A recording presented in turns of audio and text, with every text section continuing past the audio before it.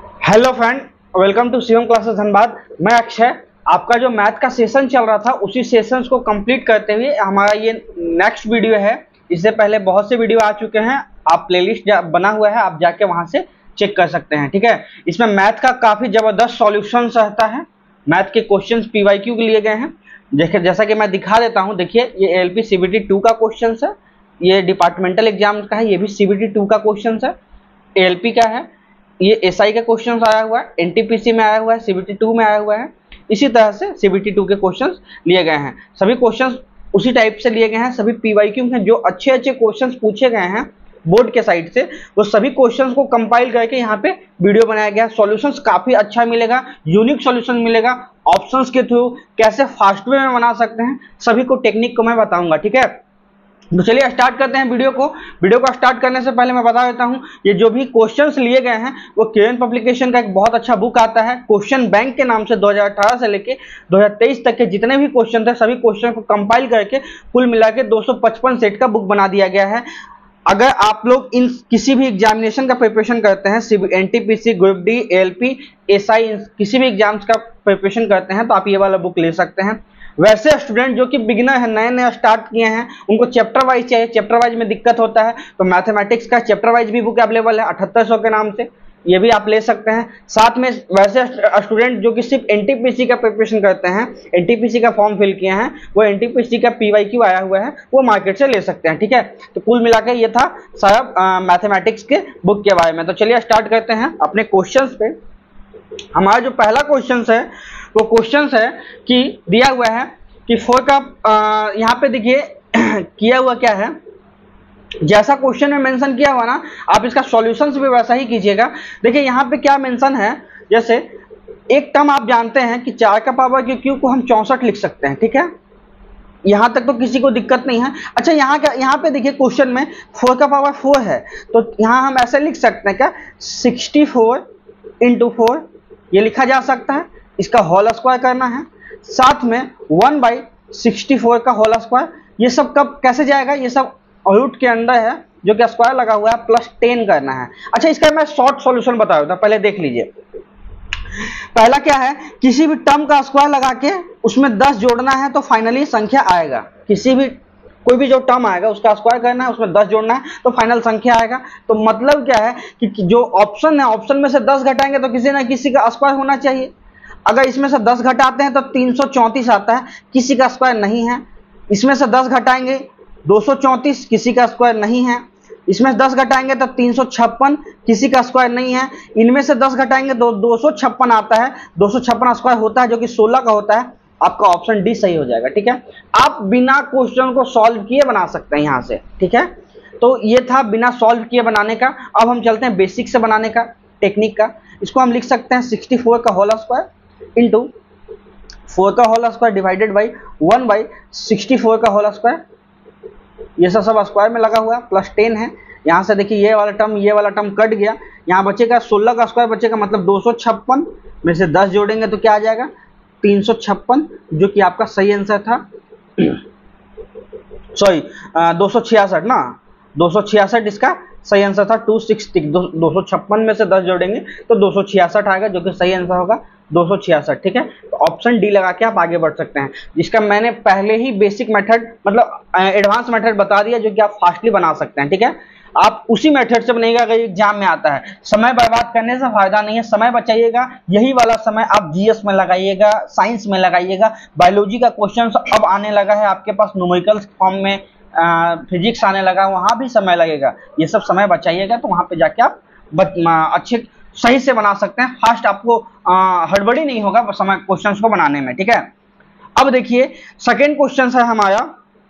Second question यहाँ पे mention किया हुआ है कि 1000 किलोमीटर की डिस्टेंस को तय करने में बिनोय और क्याई को लगने वाला समय दिया हुआ है 15:16। समय कितना लगा है, 15 से 16 लगा है। तो स्पीड कितना हो जाएगा, जस्ट इसका उल्टा हो जाएगा। ठीक है, 16 से 15, जो कि आपके ऑप्शन ए में दिया हुआ है। देखिए डिपार्टमेंटल में आया था इसलिए मैंने दे दिया।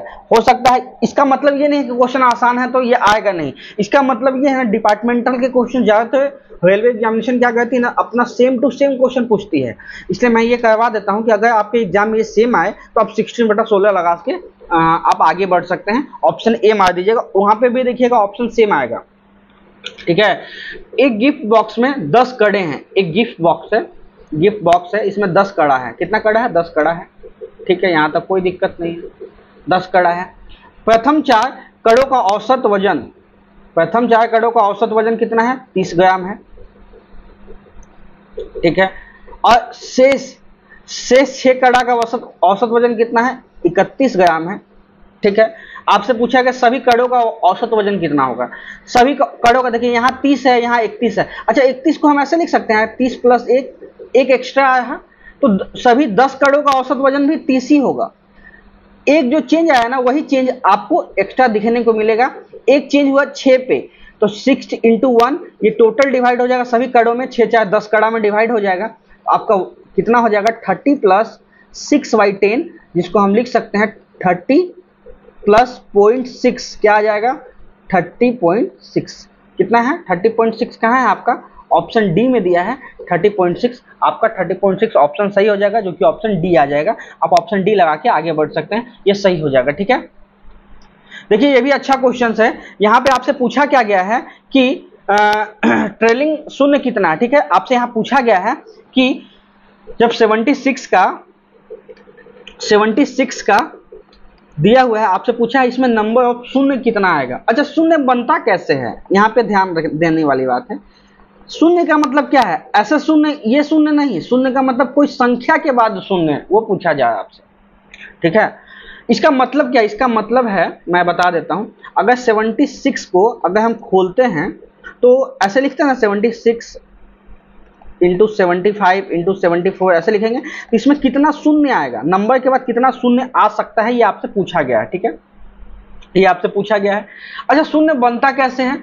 शून्य बनता है जब एक इवेंट टर्म 2 4 कुछ भी हो, जब एक कम से कम 5 हो, एक कम से कम एक इवेंट टर्म हो, एक शून्य बन जाता है, जो कि हम 10 लिखते हैं, मतलब एक शून्य बन जाता है, ठीक है।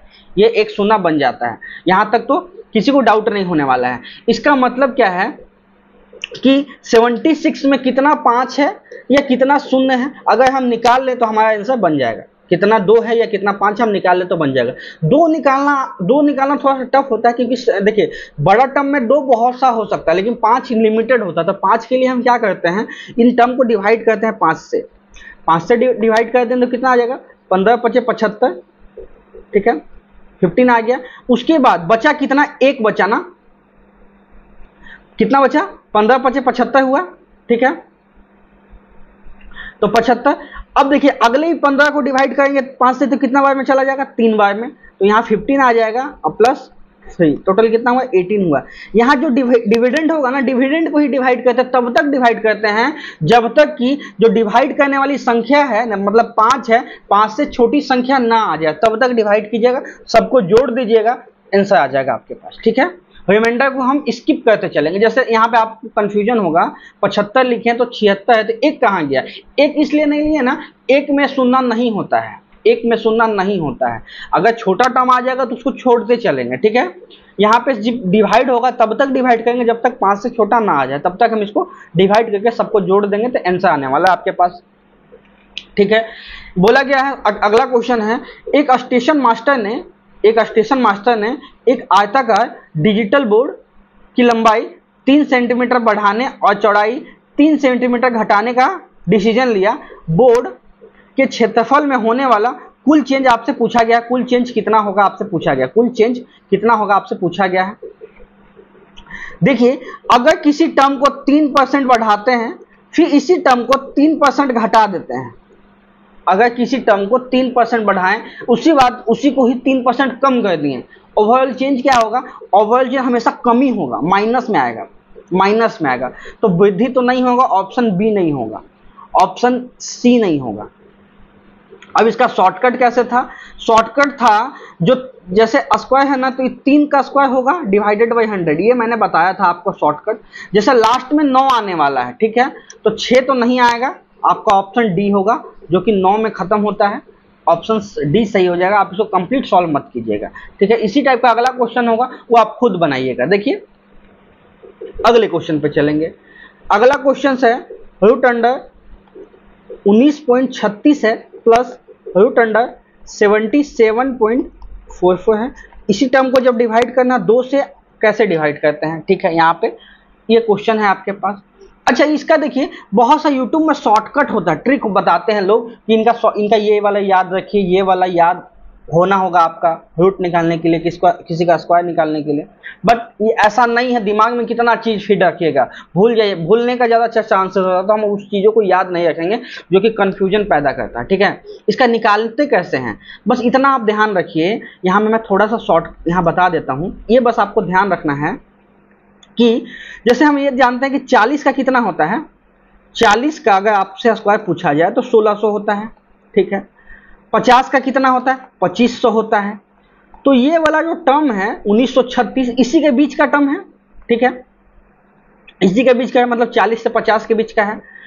अच्छा, एक चीज आप ध्यान रखिएगा यहाँ पे कि 45 का भी हम लोगों को पता होता है, जिसके संख्या में लास्ट में 5 होना उसका कैसे निकालते हैं, 25 5 का है तो 25 लिख देते हैं। 4 का अगला टर्म कितना है, 1 जोड़ेंगे 5, 5 को 4 से करेंगे तो लिख देते हैं 20 25, ठीक है, 20 25। 20 25 से भी छोटा है 19.36। इसका मतलब क्या है, ये 44 से भी छोटा होगा।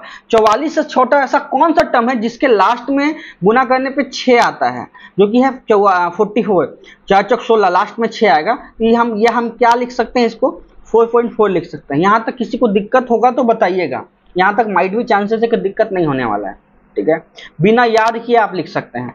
अच्छा, 77 44 किसके बीच में आता है, आप पॉइंट को मत देखिए, आप कंप्लीट संख्या को देखिए, पॉइंट वाला फंसाता है। कंप्लीट संख्या देखिए, इसका मतलब है कि ये होता है 80 80 64, 80 से लेके 9 9 81, 90 के बीच का संख्या है, ठीक है, इसके बीच का संख्या है।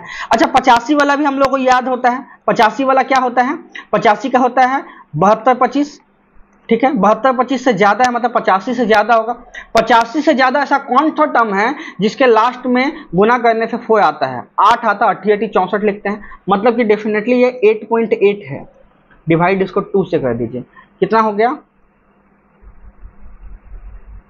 ठीक है, ये 4.4 प्लस यहाँ पे आ गया 4.4, क्या आ गया 8.8। 8.8 कहाँ है आपका, ऑप्शन डी में दिया, ऑप्शन सी में दिया है 8.8। आप 8.8 लगा के आगे बढ़ सकते हैं। जैसा कि मैंने समझाया, होप्स आपको समझ में आया होगा, सभी टर्म आपको इजीली समझ में आया होगा, ठीक है।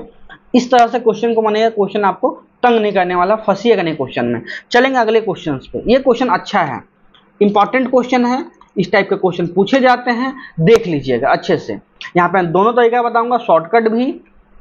देखिए, एक व्यक्ति एक समबाहु त्रिभुजाकार मैदान की भुजाओं के अनुदिश 20 किलोमीटर प्रति घंटा के चाल से 24 किलोमीटर 30 किलोमीटर के चाल से चलता है। इसका मतलब क्या है, पहले बोला क्या गया है वो हम लिख लेते हैं। बोला गया एक समबाहु त्रिभुज है, ठीक है, एक समबाहु त्रिभुज है भाई, यहाँ तक कोई दिक्कत नहीं। समबाहु का मतलब क्या, तीनों भुजा इक्वल है, ठीक है। अगर एक इंसान यहाँ से इधर चलता है ना, इधर से चलना स्टार्ट करता है, ठीक है, चलना स्टार्ट करता है, चलना जब स्टार्ट किया, ये चला है 20 के चाल से, ये चला है 24 के चाल से, ये चला है 30 के चाल से, ठीक है, यहाँ चाल से चला है, किलोमीटर प्रति घंटा है। तो यहाँ पे इक्वल डिस्टेंस तो इक्वल होगा सब, ठीक है। इनका औसत बताना। अच्छा, औसत होता कितना है, औसत होता है हमेशा बीच का टर्म। सबसे छोटा वैल्यू कितना है, 20 है, और सबसे बड़ा वैल्यू 30 है, मतलब औसत जो 20 से 30 के बीच में आने वाला होगा। यहाँ तो किसी को दिक्कत नहीं होने वाला है। औसत हमेशा बीच में लाया करता है, सबसे छोटा टर्म है 20 और सबसे बड़ा टर्म है 30, तो मतलब औसत जो है 20 और 30 के बीच का आने वाला है। तो 20 और 30 के बीच में आने वाला है, तो मतलब 30 भी नहीं होगा, 32 भी नहीं होगा, ठीक। 2 ऑप्शन कट गए। अब 2 ऑप्शन है, इसको सॉल्व करते हैं। इसका मान लेते हैं, इसको मानना पड़ेगा, इसको सॉल्व बनाने का सबसे आसान तरीका है, इसका डिस्टेंस को इनका एलसीएम मानना पड़ेगा। इसके एलसीएम का डिस्टेंस हम मानते हैं कि 120 किलोमीटर है, ये भी 120 किलोमीटर है, ये भी 120 किलोमीटर है, और ये भी 120 किलोमीटर। यहाँ तक कोई दिक्कत आप लोग को होने वाला नहीं है। अब औसत निकालते हैं, औसत चाल। औसत चाल होता क्या है, औसत चाल आपसे पूछा जाए, ये होता है total distance by total time, ठीक है, कुल दूरी बटा कुल समय। टोटल डिस्टेंस कितना है, 120 है, फिर 120 है, फिर 120 है, ठीक है। टाइम कितना लगा, इस 120 को हम 20 से चले हैं, इस 120 को हम किससे 24 से चले हैं, उसके बाद अगला 120 को हम 30 से चले हैं, अगला 120 को हम 30 से चले हैं। यहाँ पे आप निकाल दीजिए, टोटल डिस्टेंस कितना हो गया 360 हो गया। टाइम कितना लगा, यहाँ 6 घंटा लगा, यहाँ 5 घंटा लगा, यहाँ 8 घंटा लगा। ठीक है, 8 घंटा ना लगेगा, नहीं सॉरी 4 घंटा लगा, यहाँ पे लगेगा 4 घंटा लगा। तो हो कितना गया 360 टोटल डिस्टेंस है और आया कितना समय 15 घंटा। जब इसको डिवाइड कर देंगे तो 15 दूनी 30, 15 चौक 60, 24, 24 किलोमीटर प्रति घंटा राइट आंसर है, जो कि ऑप्शन बी में दिया है। 24 किलोमीटर प्रति घंटा इसका सही आंसर होने वाला है। यहाँ तक किसी को कोई दिक्कत नहीं होने वाला। अगर आपको अच्छा लगा हो सॉल्यूशन कमेंट कीजिएगा और वीडियो को लाइक कीजिएगा, दोस्तों तक पहुंचाइएगा। चलेंगे अगले क्वेश्चन पे। ठीक है, देखिएगा 4600 का अमाउंट है, 8% एनुअल इंटरेस्ट रेट से, सिंपल इंटरेस्ट से निवेश किया जाता है। 5 सालों के बाद वही अमाउंट निकाल ली जाती है। हम निकाल लेते हैं, बैंक गए वो अमाउंट निकाल के लेके चले आए और आधे अमाउंट को शेयर मार्केट में इन्वेस्ट कर दें। कोई बंदा आता है बोलता है शेयर मार्केट में ज्यादा इंटरेस्ट है तो हम शेयर मार्केट में इन्वेस्ट कर दिए, बाकी बचा हुआ आपसे पूछा गया, आधा निवेश किए मतलब आधा बच जाएगा हमारे पास। ठीक है, अच्छा 8% रेट ऑफ इंटरेस्ट है, 5 साल के लिए इन्वेस्ट किए तो हम लोग को इंटरेस्ट कितना मिलेगा 40%। किसका 40% भाई, 40% प्रिंसिपल का। ठीक है, अगर हम प्रिंसिपल को 100 मानते हैं तो 100 का 40% हम लोग को इंटरेस्ट मिलने वाला है। तो अमाउंट कितना मिलेगा भाई, 40% तो इंटरेस्ट हो गया और 100% अमाउंट इन्वेस्ट किए थे। अमाउंट वापस कितना मिलेगा हम लोगों को, 140% अमाउंट वापस मिल जाएगा। ठीक है, यहां तक किसी को कोई दिक्कत होने वाला नहीं होना। ठीक है, यहां तक आप लोग को दिक्कत नहीं होगा। ठीक है, तो 4600 इन्वेस्ट किए हैं, ये अगर आपका प्रिंसिपल है जो कि 100 का मान है तो 140% हमको रिटर्न मिलेगा, यहां तक कोई दिक्कत नहीं है। इसी का आधा हम निवेश कर दिए तो आधा बच जाएगा, आधा बच जाएगा तो शेष आप निकाल लीजिए यहां से। ठीक है, यहां से हम जब निकालते हैं तो कैसे निकालेंगे, 2 शून्य से 2 शून्य चला जाएगा, ये चला जाएगा 70 में, और हम इसको जब सॉल्व करते हैं तो 1 शून्य लास्ट में आएगा, लास्ट में कितना आएगा 2 आएगा, 6 7 42 होता है, 20 पे खत्म होगा, 20 पे संख्या खत्म होगी तो मतलब ये दोनों आंसर तो नहीं होने वाला। अब 2 ऑप्शन है, 4220 होगा या 3220 होगा। अच्छा ये 46 है, अगर इसको हम 50 भी मानते हैं, 50 को 70 से मल्टीप्लाई करते हैं तो 3500 आएगा, तो 3500 से छोटी संख्या आने वाली है तो 42 से तो जाएगा नहीं, ऑप्शन सी इसका सही आंसर है। आप बिना सॉल्व किए इसको बना सकते हैं, आधा में ही सॉल्यूशन निकल जाएगा। ठीक है, इस तरह से बनेगा। 3500 छोटा आंसर आने वाला है, लास्ट में 20 आने वाला है, एक ही ऑप्शन है जो कि ऑप्शन सी है। ठीक है, यहां तक दिक्कत नहीं होने वाला है। यहां पे देखिए, एक दुकानदार किसी वस्तु के सीपी पर 32% की इंक्रीमेंट करता है। ठीक है, 32% बढ़ा देता है, उसके बाद उसी सामान को 32% कम कर देता है। जैसा कि मैंने बताया छूट दिया है, छूट का मतलब कमी किया है। अब मैंने बताया कि जब भी किसी सामान को बढ़ाते हैं या घटाते हैं, एक बढ़ाते हैं घटाते हैं तो ओवरऑल माइनस में निकलता, कमी होता है। लाभ वाला तो आंसर नहीं होने वाला, लाभ वाला आंसर नहीं होगा। ठीक, लाभ वाला जब आंसर नहीं होगा तो इसका मतलब है कि 32 का स्क्वायर होगा, डिवाइडेड बाई 100 करेंगे, ये माइनस में आएगा। लास्ट में कितना आना है, 4 आने वाला है, लास्ट में ये तो नहीं आएगा, 4 आएगा एक ही ऑप्शन में, जो कि 10.24% हानि, जो कि ऑप्शन ए में दिया है। बिना इसका ताम झाम की आप आसानी से बना सकते हैं। ठीक है, एक दुकानदार एक उत्पाद को 819 में बेचकर उस पर 12.5% का लाभ कमाता है। 12.5% का लाभ होता कितना है भाई, 1/8 होता है। मतलब क्या है, 8 अगर लागत मूल्य है तो 1 का लाभ कमाता है। लाभ कितना कमाता है, 1 का।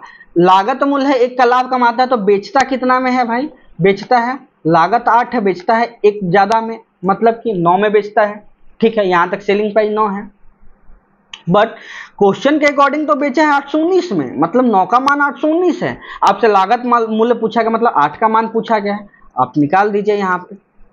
ठीक है, ये हो गया, लागत मूल्य ये हो जाएगा 8। आपसे पूछा उस लागत मूल्य का आधा कितना होगा, इसी लागत मूल्य का आधा आप निकाल दीजिए, आंसर होने वाला है। निकाल देंगे इसको, कितना हो जाएगा 9 9 81, 9 1 9, इसको 4 से काट देंगे, लास्ट में कितना आने वाला है, 4 आने वाले की गुना कर दीजिए, 9 चौक 36, अच्छा 364 आने वाला। 364 कहाँ है, ऑप्शन डी में है। आसान गुना है, जहां पे आसान गुना होगा वहां पे आसान हम कर लेते हैं, ताम झाम में नहीं फंसेंगे। ठीक है, चलेंगे अगले क्वेश्चन पे। अच्छा ये क्वेश्चन सेम रिपीट हो गया।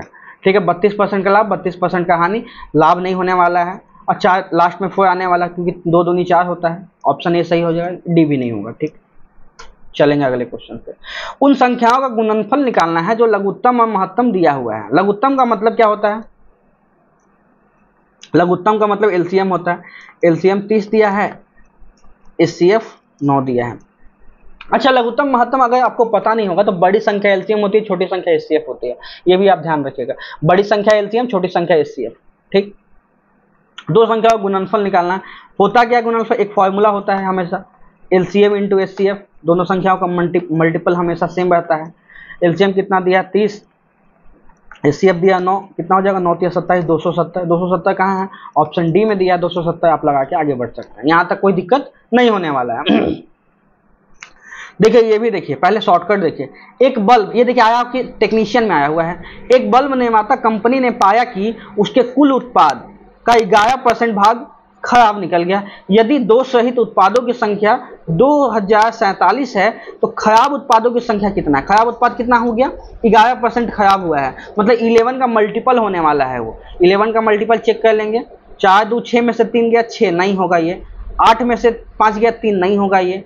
5 में से 5 ये हो सकता है। ये देखेंगे 7 में से 2 गया, 5 नहीं होगा। ऑप्शन सी सही आंसर है इसका। यही 11 का मल्टीपल है। ठीक है, 11 का मल्टीपल चेक कर लिए, नहीं तो उसको सॉल्व करते हैं। चलिए, अगर 100% कोई सामान है, इसमें 11% खराब निकल गया। खराब कितना निकला? 11%।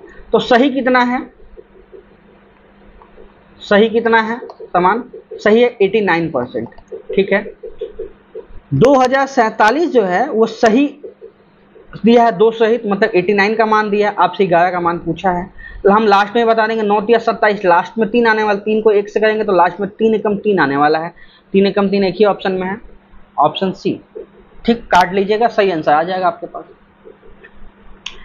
एक बॉक्स में रखे हुए 95 नोटबुक्स का औसत वजन 9.5 kg है। अगर 95 नोटबुक रखा हुआ ना, इनका औसत वजन कितना है? 9.5 kg। यहाँ तक कोई दिक्कत नहीं है, 9.5 kg परफेक्ट है। इसी बॉक्स में एक किताब को और डाल देते हैं। अब किताब का संख्या कितना हुआ? 96 हो गया। ठीक, रखने पर इसका औसत वजन कितना होता है? 9.6 हो जाता है, मतलब बढ़ जाता है। कितना बढ़ा भाई? बढ़ा कितना? 9.6 बढ़ा, जो कि 9.5 का, मतलब बढ़ा कितना? 0.1 बढ़ा है। ठीक, 0.1 बढ़ा है। नए नोटबुक का औसत वजन क्या आपसे पूछा गया है? अगर देखिए 9.6 के जगह हम 9.5 kg ही डालते ना, कोई चेंज नहीं होता। औसत जितना है उतना ही केजी का कोई सामान डालेंगे तो कोई चेंज नहीं होगा, सेम लेवल का वैसा ही लेवल रहेगा। लेकिन हम 9.6 का डाल दिए हैं, 0.1 का चेंज हो गया है। 0.1 का चेंज हो गया है। कितने पे चेंज हुआ? अब कितना सामान है? पहले 9.5 था। ठीक है, अब क्या किए हैं हम? चेंज कर दिए। कितना चेंज किए हैं? 0.1 चेंज बढ़ गया है। कितने पे? 96 पे। तो अब इसको सॉल्व करते हैं। नया औसत का वजह 9.5 है, यहाँ पर 9.6, कितना आ गया? 9 9 18 19.1। 19.1 सही आंसर है। 19.1 कहाँ है? ऑप्शन ए में है। 19.1 केजी नया किताब का दाम है जो हम इसमें ऐड किया गया है। ठीक है, यहाँ तक कोई दिक्कत नहीं होने वाला होगा। चलेंगे अब अगले क्वेश्चन पे। स्क्रीनशॉट ले लीजिएगा किसी क्वेश्चन में अगर दिक्कत हो आपको तो। देखिएगा ये वाला क्वेश्चन, ये भी अच्छा क्वेश्चन है, बहुत इंपॉर्टेंट है। इस टाइप के क्वेश्चन पूछे जाएंगे एग्जाम में। क्यों पूछे जाएंगे? क्योंकि यहाँ भागा भी लगा है, यहाँ माइनस भी है, तो ये इंपॉर्टेंट हो जाता है। इस टाइप का कॉन्सेप्ट जानना आप लोगों के लिए। देखिए इसका मतलब क्या है? 4 डिवाइडेड बाई 4 का -2। ठीक है, प्लस रूट अंडर 81 है, प्लस रूट अंडर 25 है। यहाँ तक किसी को कोई दिक्कत नहीं। अच्छा, इसको हम ऐसे लिख सकते हैं क्या? ये माइनस का मतलब क्या है? 1 बटा ये है 1/। ठीक है, अच्छा इसको अब हम सॉल्व करते हैं। इसको लिखने का मतलब क्या है? देखिए अगर हम इसको भागा में है, अगर गुना में लिखना चाहें तो कैसे लिख सकते हैं? नीचे वाला संख्या ऊपर चला जाएगा, मतलब 4 × 16 प्लस 9 प्लस 5 64 प्लस 14 कितना आया? 78। 78 इसका राइट आंसर है, जो कि ऑप्शन डी में दिया है। आप 78 लगा के आगे बढ़ सकते हैं। देखिए कितना अच्छा मेथड है ये वाला जो है ना, ये वाला, इसको सॉल्व करना मेन टिपिकल की चीजें हैं। इनको सिर्फ आपको पता होगा तो आप सॉल्व कर दीजिएगा। चलेंगे अगले क्वेश्चन। एक थैले में 12, 13 और 11 अनुपात में सिक्के हैं। 3 का सिक्का है, 4 का सिक्का है और 5 का सिक्का है। कितना टोटल अमाउंट कितना हुआ, यहाँ पे 36 अमाउंट हुआ, यहाँ पे 52 हो गया, यहाँ पे 55 हो गया। सॉल्व कर लेते हैं। 50 50 पहले कंप्लीट संख्या को जोड़ लेते हैं। 50 50 100 और 30 कितना हुआ 130। ठीक है, अब बचा हुआ संख्या को जोड़ लेते हैं। 5 7 6 2 8 5 13। ठीक है, 130 13 कितना 143 143। ठीक, जोड़ना भी मैंने बता दिया, आप आसानी से जोड़ सकते हैं। ठीक है, 572 जो है वो 143 का मान है। आपसे पूछा क्या गया है, 3 का सिक्का कितना है, 3 का सिक्का 12 अनुपात है, 12 का मान पूछा गया है, आप निकाल दीजिए यहाँ पे। ठीक, यहाँ तक कोई दिक्कत नहीं होने वाला होगा। इसको सॉल्व करते हैं, ये कंप्लीट चल जाएगा 4 टाइम में। ठीक है, तो 12 चौक 48 48 आएगा। 48 कहाँ है आपका, ऑप्शन ए में दिया है 48, यही सही आंसर हो जाएगा 48। चलेंगे अब अगले क्वेश्चन पे। ये देखिए, ये वाला तो क्वेश्चन डेफिनेटली रिपीट होगा, इसको नोट कर लीजिए, याद कर लीजिए, दिमाग में घुसा लीजिए, जैसे भी करना है वो याद रख लीजिए। देखिए इसका मैं ट्रिक बता दे, पहले इसका बेसिक बताते हैं। देखिए, अच्छा इसका मतलब होता क्या है, अगर आपके पास इस टाइप का कोई टर्म है, जैसे मान लेते हैं कि इस टाइप का कोई टर्म है, इस टाइप का टर्म है, इसको आप कैसे लिख सकते हैं, गुना लिखते हैं ना, सम, ये उल्टा हो जाता है। ठीक है, यहां तक तो कोई दिक्कत नहीं है। अगर भागा को गुना में चेंज करते हैं तो नीचे वाला संख्या पलट जाता है, जो कि ऊपर चला जाता है। यहां तक कोई दिक्कत नहीं होने वाला होगा। ठीक है, ये आसान है। इसको भी हम वैसे ही बनाते हैं, पहले वाले संख्या को सेम रखेंगे, बाकी सबको पलट देंगे। ठीक है, 1 2 3 4 4 तो 9 हो जाएगा। ठीक, परफेक्ट है, यहां तक कोई दिक्कत नहीं। 109 1 9 कट जाएगा, लास्ट में बचेगा 1 2 3, मतलब 729। 729 कहाँ है आपका, ऑप्शन ए में है 729, ये इसका सही आंसर है। ठीक है, आप 729 इसका लगा सकते हैं, आंसर सही हो जाएगा ऑप्शन ए। ठीक है, ये वाला क्वेश्चन काफी अच्छा था, मैंने आसानी से आपको बता दिया। आपको ये मेथड कैसा लगा कमेंट कीजिएगा और दोस्तों तक पहुंचाइएगा।